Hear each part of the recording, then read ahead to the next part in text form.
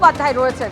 ওই সেই যারা আন্দোলনরত শিক্ষক শিক্ষিকা তারা কি বলছেন এই মুহূর্তে? ইতিমধ্যেই তো যে মামলা দায়ের করা হয়েছে তাতে বলা হয়েছে রাজ্য সরকারের জারি করা যে নতুন গেজেট নোটিফিকেশন তা সুপ্রিম কোর্টের নির্দেশের পরিপন্থী।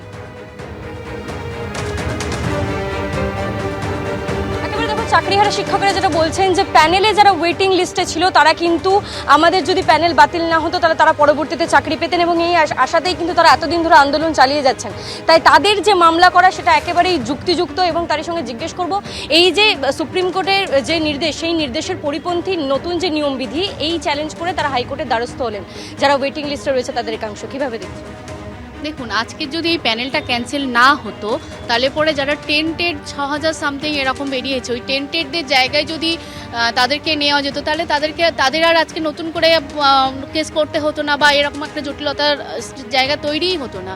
প্লাস যেই সিটগুলো এখনও ভেকেন্ট রয়েছে, ওয়েটিং নেই, এরকম সায়েন্সের কিছু কিছু জায়গা রয়েছে যেই সাবজেক্ট রয়েছে সেখানে যারা নট কল ফর ভেরিফিকেশন ছিল সেখান থেকেও তাদেরকে ডাক দিলে পরে তাদের চাকরি হতো, তাহলে এত কমপ্লিকেশনের মধ্যে যেতেই হতো না। আর সব থেকে বড় কথা, নতুন গেজেট যে হয়েছে, আবার ধরুন আমি পরীক্ষা দিলাম বা তারা পরীক্ষা দিল, আবার 5 বছর পরে প্যানেল ক্যান্সেল হবে না, আবার কোনো দুর্নীতি হবে না, সেটার কোনো কি সিওরিটি রয়েছে? পারফরমেন্সে কম গুরুত্ব দেওয়া হচ্ছে, 35 নম্বর থেকে সেটা 10 নম্বর আনা হয়েছে, লিখিত পরীক্ষা 60 করা হয়েছে, এবং পড়ানোর অভিজ্ঞতা থাকলে তার উপরেও 10 নম্বর দেওয়া হয়েছে। এই নিয়মবিধিগুলোকেই তারা চ্যালেঞ্জ করছে।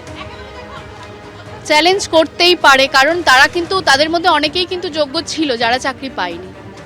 কারণ আবারও বলছি, এই প্যানেল যদি ক্যান্সেল না হতো তাদের মধ্যে অনেকেই চাকরি পেত যারা যোগ্যভাবে বঞ্চিত হয়েছে। কারণ প্যানেলে এই যে 6000 ছিল যারা টেন্টেড, সুপ্রিম কোর্ট যাদেরকে টাকা ফেরত দেওয়ার কথা বলেছে, এদেরকে যদি বাদ দেওয়া হতো এদের জায়গায় কিন্তু তারা মানে খুব ইজিলি এসে যেত। কি এরপরে মামলার রাস্তায় হাঁটবেন? আমাদের দাবি পূরণ না হলে আমরা তো মামলা করবই। আর সবথেকে বড় কথা হচ্ছে, যদি রিপ্যানেল হতো তাহলে কিন্তু কেউই বঞ্চিত হতো না, সবাই চাকরি, সব যোগ্যরাই চাকরি পেত। 5000 সামথিং যেটা ইম্প্যানেল লিস্ট থেকে বাতিল হয়েছে, ওই 5000 সামথিং কিন্তু তারা ওয়েটিং থেকে আসতো। ওয়েটিং থেকে হয়ে যাওয়ার পর যদি আরও ভ্যাকেন্ট থাকতো তখন নট কল ফর ভেরিফিকেশান থেকে আসতো। আর সবথেকে বড় কথা, সুপ্রিম কোর্টের যিনি প্রধান বিচারপতি, তিনি পরীক্ষাটা ওনারাই কন্ডাক্ট করতে পারতেন যদি পরীক্ষা নেওয়ারই হয়। যারা চুরি করেছে তাদের হাতেই আবার পরীক্ষার দায়িত্ব তুলে দেওয়া তো নেহাতি হাস্যস্কর ছাড়া আর কিছুই নয়।